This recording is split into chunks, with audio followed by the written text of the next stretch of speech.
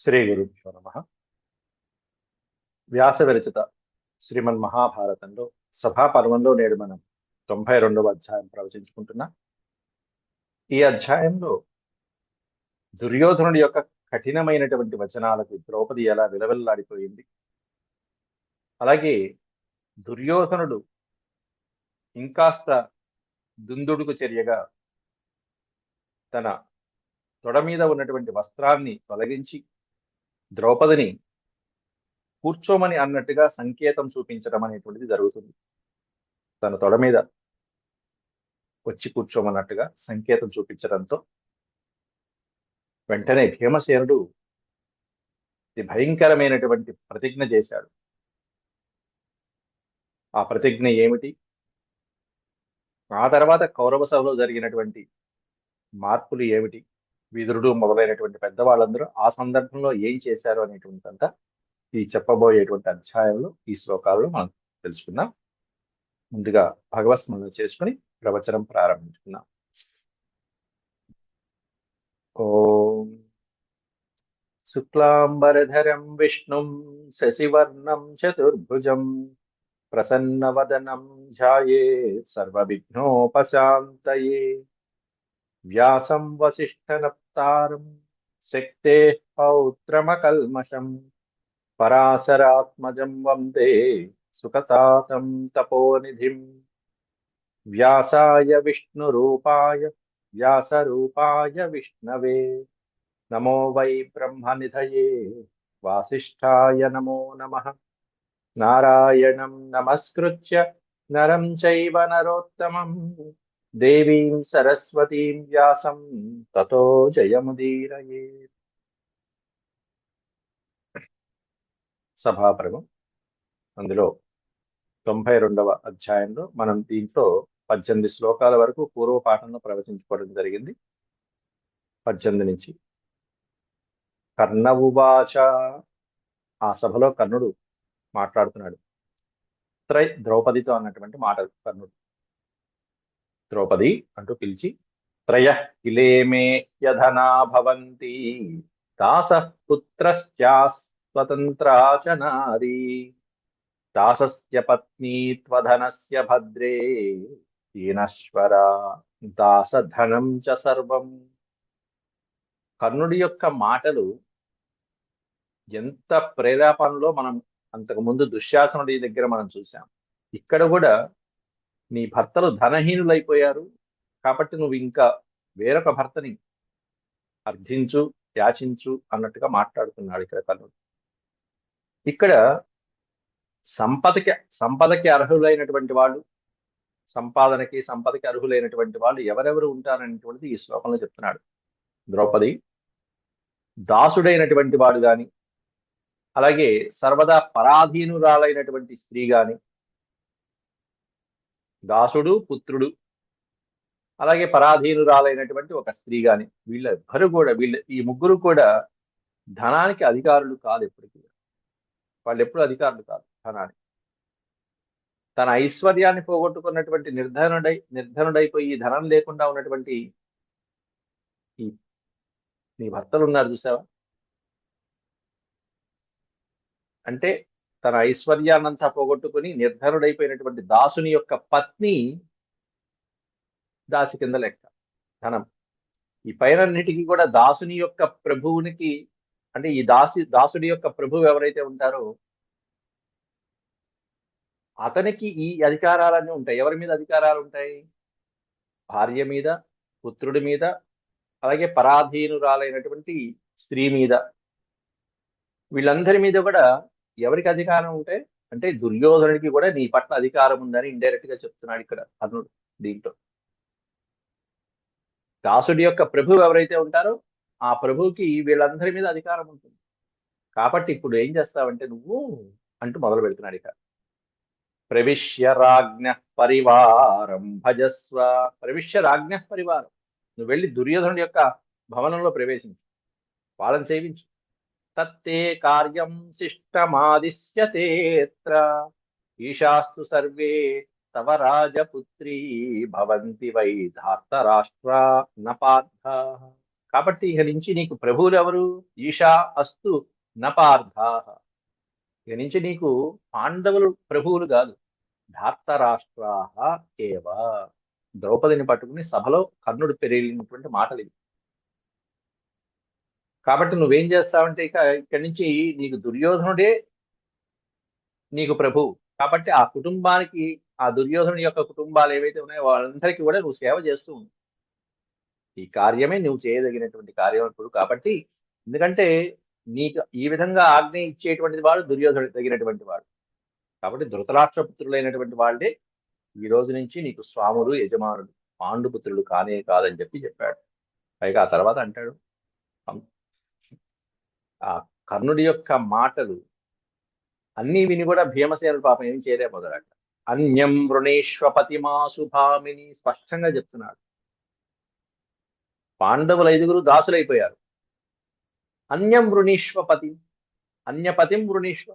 నువ్వు వేరొక భర్తని కావాలంటే వరించుకుని నీ దాసిత్వం నీ విముక్తి చేసుకో. అంటే ఇదిగో ఇక్కడ ఇంతమంది ఉన్నారు కదా, వీళ్ళలో ఒకళ్ళని భర్తగా వరిస్తే నీ దాసిత్వం పోతుంది, నువ్వు యజమాని రాదు. అన్యం వృణీశ్వపతిమా శుభామిని యస్మాత్ దాస్యం నలభసి దేవనేన. కాబట్టి యస్మాత్ దాస్యం నలభసి దేవనేన అవాచ్యా వై పతిషు కామవృత్తిర్ నిత్యం దాస్యే విదితం తత్తవాస్తు తత్తవాస్తు.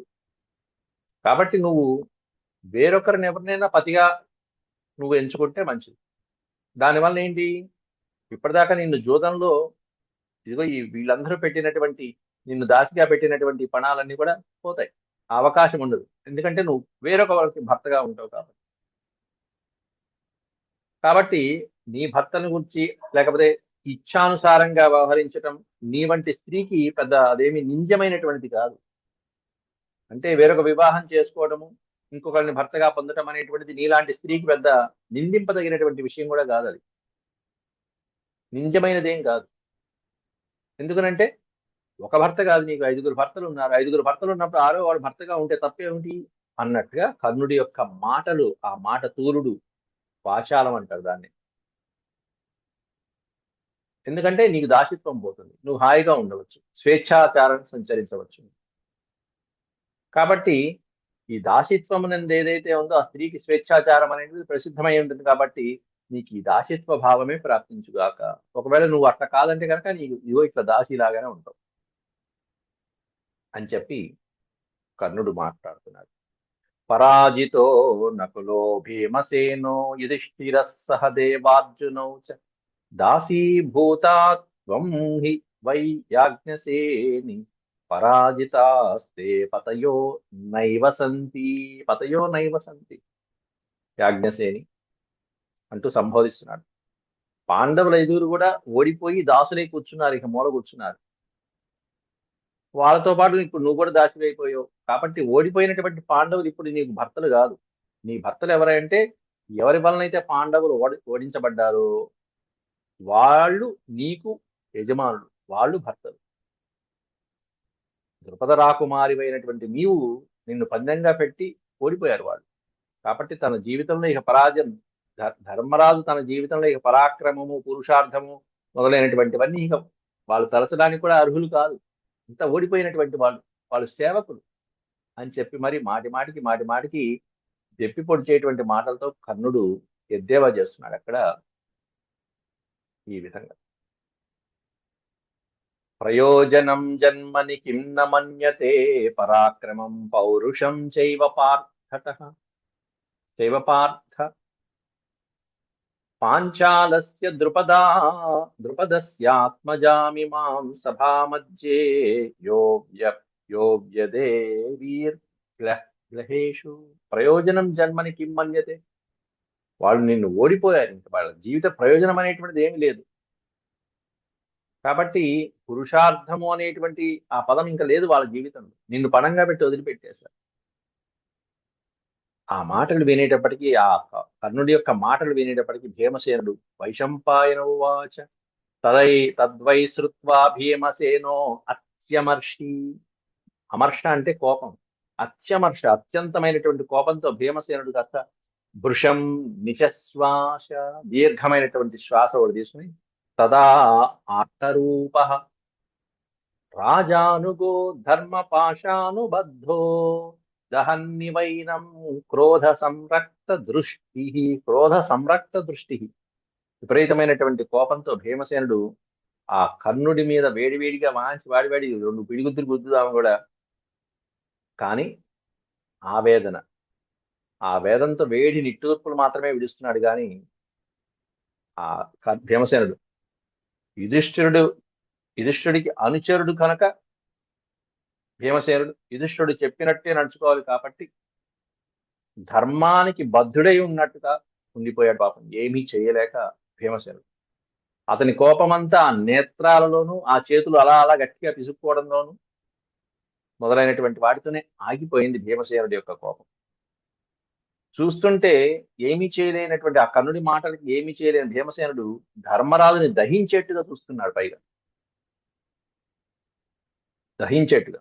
అప్పుడు భీమ ఉవాచ, భీమసేనుడు అంటున్నాడు, నాహం కుప్యే సూతపుత్రస్య రాజన్ ఏష సత్యం దాస ధర్మ ప్రదిష్ట కిం విద్విషో వై మామేవం వ్యాహరేయుర్నా దేవీస్త్వం యజ్జనయా నరేంద్ర.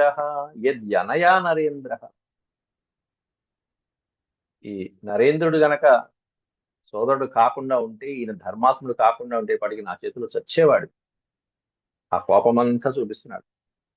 ఓ పక్కన ధర్మరాజునేమో దహించేట్టుగా చూస్తూ, ఓ పక్కన కొరకొరా చూస్తూ ఆ కర్ణుడితో, ధర్మరాజుతో భీమసేనుడు అంటున్నాడు, రాజా, నాకు ఈ కర్ణుడి పైన కోపం అనేటువంటిది రావట్లేదయ్యా. ఎందుకంటే నిజానికి వాళ్ళు చెప్పింది దాసధర్మమే చెప్పాడు. దాసీజనుడు ఏ విధంగా ఉండాలో అదే చెప్పాడు. నువ్వు గనక ఈ ద్రౌపదిని పందెంలో పెట్టి జూడం ఆడకపోయి ఉండుంటే ఈ శత్రువుడు ఈ పాటికి ఈ మాటలు అనటం వలన ఈ పాటికి నా చేతిలో చచ్చి ఉండేవాడు. నువ్వు పెట్టకపోయింటే ఈ పాటికి ద్రౌపదిని కనుక పణంగా పెట్టకపోయి ఉంటే వాళ్ళు ఇన్ని మాటలు మాట్లాడేవాళ్ళ లేదు కదా. నా దేవీ స్వం యజ్జనయా నరేంద్ర, నా దేవీ స్వం అంటే నీవు ఈ దేవిని, ద్రౌపదీ దేవిని పణంగా పెట్టి ఉండకపోతే ఇన్ని మాటలు మాట్లాడే వాళ్ళ కారుకూతులు లేదు కదా. కాబట్టి తప్పెవరిలో ఉంది అని భీమసేనుడు ధర్మరాజుని నిందించడానికి ప్రయత్నించాడు. అక్కడ తప్పు చేశామయ్యా, మనం చాలా పెద్ద తప్పు చేశాం. నువ్వు మనం మమ్మల్ని సరే మమ్మల్ని ఓడిపోయావు, సరే సరే, నీకు నువ్వు ఓడిపోయావు, సరే సరే, ద్రౌపదిని పెట్టడం ఏమిటి అని భీమసేనుడు ఇప్పటికీ 2 సార్లు 3 సార్లు తన కోపాన్ని వారించుకున్నాడు. వైశంపాయన ఉవాచ భీమసేన వచశ్రుత్వా రాజా దుర్యోధనస్తత. ఎప్పుడైతే భీముడు లేస్తాడో, భీముడు మాట్లాడతాడో, వెంటనే ఇక్కడి నుంచి దుర్యోధనుడు సరైనటువంటి ప్రత్యుత్తరం ఇస్తూ ఉంటాడు. భీమసేన వచశ్రుత్వా రాజా దుర్యోధనస్తద, దుర్యోధనుడు మాట్లాడుతున్నాడు. యుధిష్ఠిరమువాచేదం తూష్ణీం భూతమచేతనం. భూతం తూష్ణీం భూతం అచేతనం. అచేతనం అంటే ఏ చైతన్యము లేకుండా అచేతనావస్థలో ఉన్నటువంటి, మౌనంగా కూర్చున్నటువంటి ఆ యుధిష్ఠుడితో దుర్యోధనుడు అంటున్నాడు. భీమసేనుడి వచనాలు విన్నావుగా.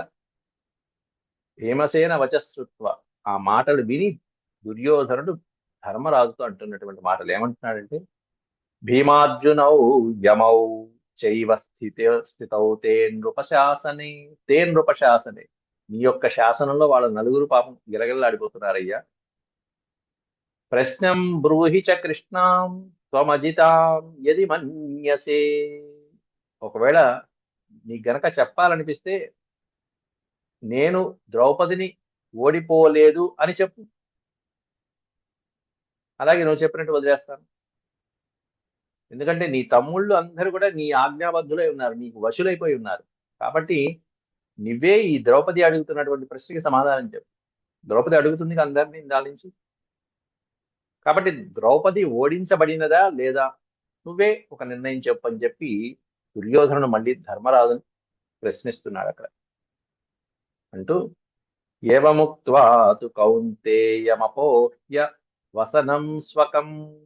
అదిగో వసనము అంటే వస్త్రం, స్వకం వసనం వాడి వస్త్రాన్ని, స్మయన్ నివేక్ష్య పాంచాలీమైశ్వర్య మదమోహిత, ఐశ్వర్య మదమోహితుడైనటువంటి ఆ దుర్యోధనుడు చేసిన తెక్క పని ఇది. ఆ ఐశ్వర్యం, గర్వంలో, అహంకారంలో దుర్యోధనుడు ఆ ధర్మరాజుకి ఈ విధంగా చెప్పి, ధర్మరాజు భీమసేనాదులు వీళ్ళందరూ చూస్తూ ఉండగానే కర్ణుడికి సైగతో, అంటే కర్ణుడు ప్రోత్సహించాడు ఒక పక్కన, స్మయన్నివేక్ష్య పాంచాలి ఐశ్వర్య మదమోహిత. కర్ణుడు సైగ చేస్తే దాన్ని బట్టి దాన్ని గమనించి ఇదిగో ఈ విధంగా చేస్తున్నాడు. ఏం చేస్తున్నాడు? కదలీదండం, కదలీదండ సదృశం సర్వలక్షణ సంయుతం. వాడి పైన, ఆ తొడ పైన ఉన్నటువంటి వసనాన్ని కాస్త, తన యొక్క వస్త్రాన్ని కాస్త తొలగించి తొడని చూపించాట ద్రౌపదీదేవికి సైగ చేస్తూ.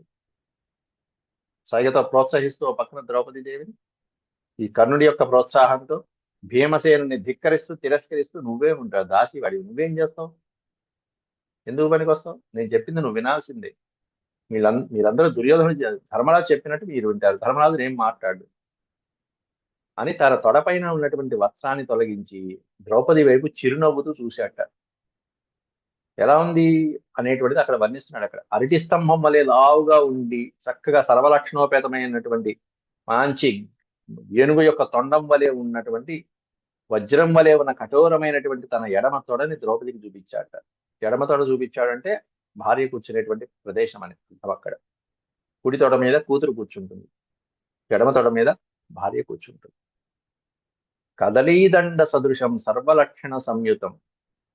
కదలి దండం, అరటిబోదేవలే ఉన్నటువంటిది. గజహస్త ప్రతీకాశం, ఏనుగు తొండం వలె ప్రకాశిస్తూ ఉన్నటువంటిది. వజ్ర ప్రతిమ గౌరవం, మంచి దృఢంగా ఉన్నటువంటి, వజ్ర సమానంతో ఉన్నటువంటి, దృఢంగా ఉన్నటువంటి తన తొడని చూపిస్తూ ద్రౌపది పట్ల సైగ చేస్తుంటే, అభ్యుత్స్మయిత్వా రాధేయం భీమమాదర్శయన్నివ.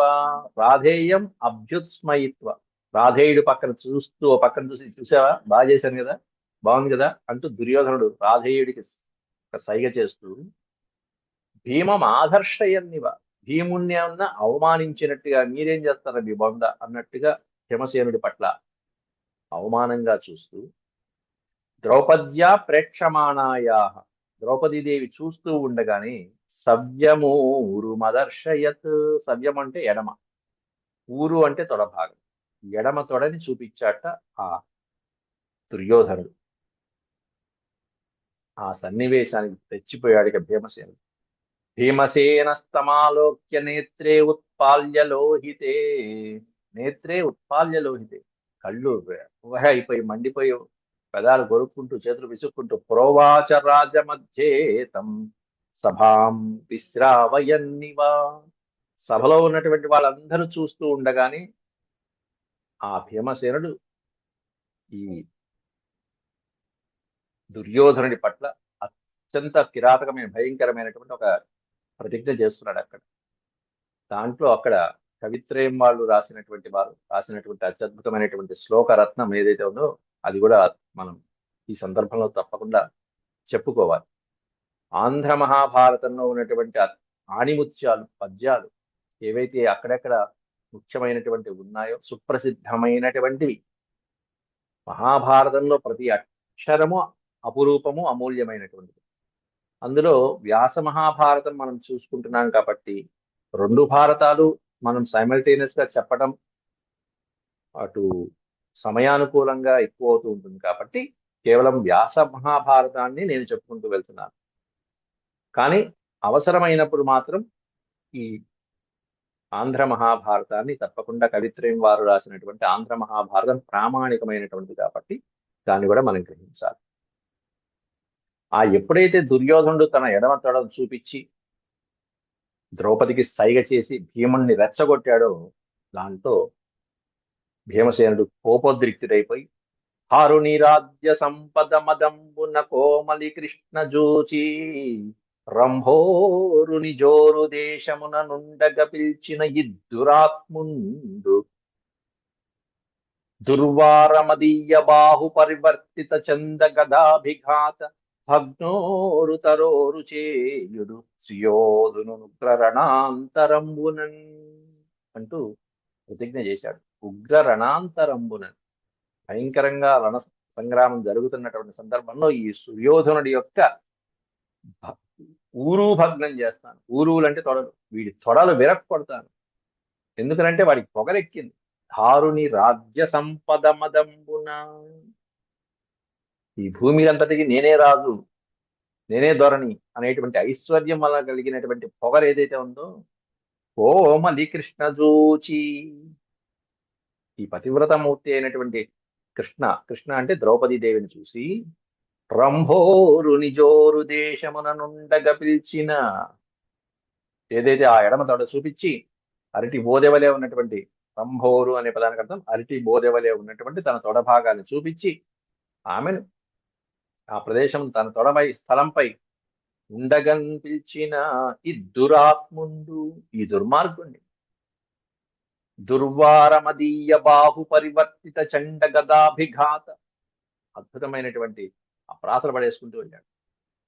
మదీయ బాహు పరివర్తిత చండ గదాభిఘాత అంటే ఎవరూ అడ్డగించలేనటువంటి అసాధ్యమైనటువంటి నా యొక్క చేతుల చేత తిప్పబడినటువంటి భయంకరమైనటువంటి గదాఘాతాలతో, ఆ గదల యొక్క దెబ్బలతో ఎవరు తప్పించుకోలేరు, అసాధ్యమైనటువంటి అట్లాంటి గదాఘాతాలతో భగ్నోరు తరోరు చేయుదు సుయోధునుగ్ర రణాంతనంబున, ఉగ్రమైనటువంటి ఆ రణాంతరంలో వీడి యొక్క తొడలు విరక్కొడతానని ఆంధ్ర భారతంలో చక్కగా రాశారు కవిత్రేమారు. దీంట్లో ఇక్కడ కూడా శ్లోకంలో పితృభిస్సహ సాలోక్యం మాస్మగచ్చేద్వృకోదర యజ్యేతమూరుం గదయా నభిద్యాం తే మహాహవే. మహాహవే, మహా ప్లస్ ఆహవే. ఆహవము అంటే యుద్ధంలో, సంగ్రామంలో, మహాసంగ్రామంలో గదయా నభింజతే చేత్, నా గదతో వీడి యొక్క ఊరువులు పగలకొట్టకపోతే, వీడి తొడలు విరక్కొట్టకపోతే, పితృభిస్సహ సాలోక్యం, నా పితృదేవతలు ఏ అద్భుతమైనటువంటి పుణ్యలోకాలు ప్రాప్తించారో అటువంటి లోకాలు నాకు పొందకుందునుగాక. వీడి తొడలు విరక్కొడితే నేను పుణ్యలోకాలకు వెళ్తాను. నేను చెప్పినటువంటి ఈ ప్రతిజ్ఞ యుద్ధంలో చేసి తీరుతాను. చేస్తే నేను పుణ్యలోకాలకు వెళ్తాను, చేయకపోతే నా పితృదేవతలు వెళ్ళినటువంటి పుణ్యలోకాలకు నాకు ప్రాప్తించవు అని ప్రతిజ్ఞ చేశాడు అక్కడ. ఇంత కోపంతో ఆవేశంతో వాడు ప్రతిజ్ఞ చేస్తుంటే, వైశంపాయన ఉవాచ క్రుద్ధస్య తస్య సర్వేభ్యః, కోపించినటువంటి ఆ భీముడి యొక్క మాటలకి అందరూ ఆశ్చర్యపోయి, శ్రోతోభ్యః పావకార్చిషః వృక్షస్యేవ వినిస్వేరుః కోటరేభ్యః ప్రదహ్యతః, కోటరేభ్యః ప్రదహ్యతః, వాడి యొక్క వచనాలకి ఎట్లా ఉంది వాడి కోపము, ఇవన్నీ వాడి యొక్క కంట్లోంచి వచ్చేటువంటి జ్వాలలు, అంత కోపంతో ఉన్నాడు, అదంతా చూపిస్తున్నాడు అక్కడ. భీమసేనుడు చెప్తున్నప్పుడు అక్కడ ఉన్నటువంటి ఇంత క్రోధభరితుడైనటువంటి భీమసేనుడు చెప్తుంటే, ఓ పక్కన కళ్ళల్లోంచి నెత్తురు కారుతున్నట్టుగా మిడిగుడ్లేసుకుని ఉన్నాడు. పక్కన రోమాల నుండి అగ్ని కణాలు జ్వలిస్తున్నాయా అన్నట్టుగా, ఆ జ్వలించినప్పుడు ఆ వృక్షపు తొర్రల నుండి వచ్చేటువంటి అగ్నిజ్వాలల వలె ఉన్నాయట. వాడి యొక్క రోమాల్లోంచి వచ్చేటువంటి కోపము, ఆవేశము మొదలైనటువంటివన్నీ ఏదో మండిపోతూ ఉన్నటువంటి వృక్షము తొర్ర ఉంటుంది చూసారా, ఆ తొర్రలోంచి వచ్చేటువంటి జ్వాలలు, మంటలు, అలా ఉన్నాడు. అంత వృక్షస్యేవ వినిశ్వేరు కోటరేభ్య, కోటరం అంటే పక్షి పెట్టేటువంటి తొర్రలు, వాటిలోంచి అగ్ని జ్వాలలు వస్తే ఎట్లా ఉంటుందో, పొగలు వస్తూ ఉంటుంది, వాడి శరీరంలోంచి అలా రోమాంచంలోంచి పొగలు సెగలు వేడి ముసలు దహించేసేటువంటి పొగలు వస్తున్నాయి. భీమసేనుడు అంత కోపంతో ఉన్నాడు. భీమసేనుడు ఆ సందర్భంలో విదురవువాచ, విదురుడు, ఆ తర్వాత దుర్యోధనుడు, అర్జునుడు, కర్ణుడు మొదలైనటువంటి వాళ్ళందరూ మళ్ళీ వాళ్ళ యొక్క సంభాషణలు ఇంకా ఉన్నాయి. అవి రేపటి అధ్యాయంలో మళ్ళీ చూద్దాం. అంతవరకు సెలవు. ఓం శాంతి శాంతి శాంతి. యదక్షరపదభ్రష్టం మాత్రాహీనం చ యద్భవేత్ తత్సర్వం క్షమ్యతాం దేవనారాయణ నమోస్తే.